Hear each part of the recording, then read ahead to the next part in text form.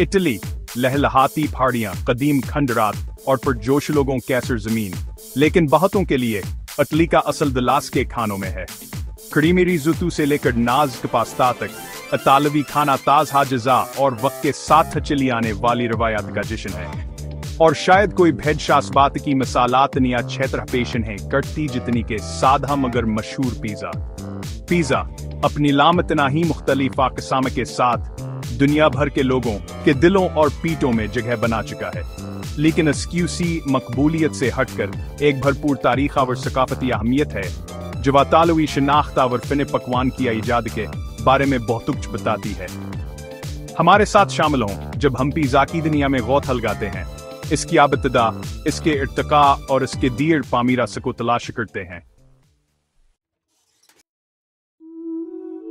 बुनियादी तौर पर पिज़्ज़ा साद लेकिन मुकम्मल तौर पर मुतवाज़िन अज़ा की एक मफनी है।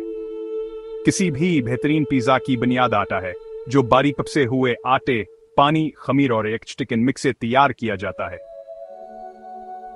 ये सादा सामर कब गोंदने और खमीर करने के जादू से तब्दील हो जाता है, जिसके नतीजे में एक नरम, हल्का सा चबा हुआ कर स्टब बनता है जो जायकों के दुनिया के लिए एक कीनो सब बनाता है।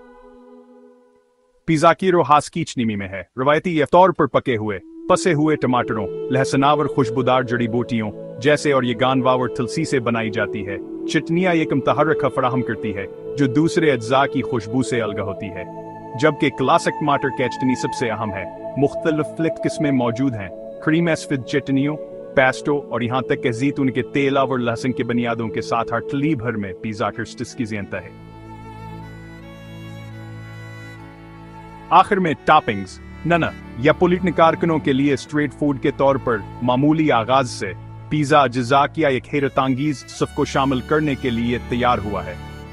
मोज़रेला पनीर अपनी दूधिया मिठास के साथ एक बुनियादी चीज़ है, अक्सर सब्जियों, गोश्तावर पनीर के रंगीन कास्ट के साथ शामिल होती है।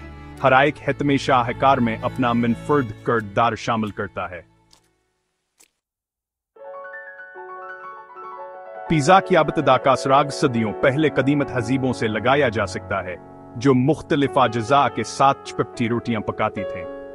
ताहम जिस पिज़्ज़ा को हम आज जानते और पसंद करते हैं वह 18वीं सदी के नेपल्स में अभरा लोगों का एक हकीकी खाना पिज़्ज़ा गली के बेचने वालों और बेकरियों के जरिए फरोख्त किया जाता था, जो शहर के मजदूर तबके के लिए एक सस्ता और भरपूर खाना फराहम करता था।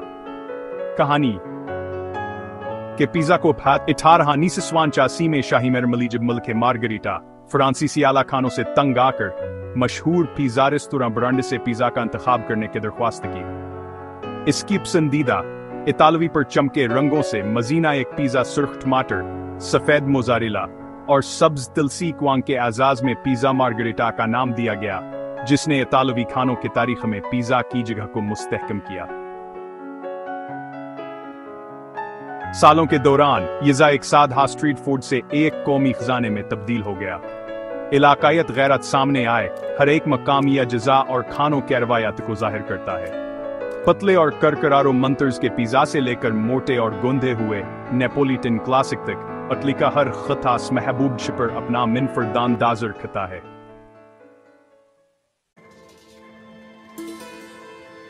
सेक्शन 4 एक आलमीर जहान पिज़्ज़ा की आलमगीर अपील। 20वीं सदी ने पिज़्ज़ा के आलमी सितारे बनने के तेजी से रूज को देखा। इतालवी तारकैनुतन अपने खानों के रवायत अपने साथ लेकर पिज़्ज़ा को दुनिया के सामने मुतारफ कराया, जहां उसका इस्तकबाल खिले बाजुओं और खाली पेट से किया गया। न्यूयॉर्क के शहर के हलचल मचाने वाले पिज़्ज़ा रेस्तोरां से लेकर ब्यूनस आयर्स के खानदानी तौर पर चलने वाले ट्राटोरिया तक, पिज़्ज़ा सकाफती हदूद से बालातर हो गया, एक आलमी सतह पर पसंदीदा खाना बन गया।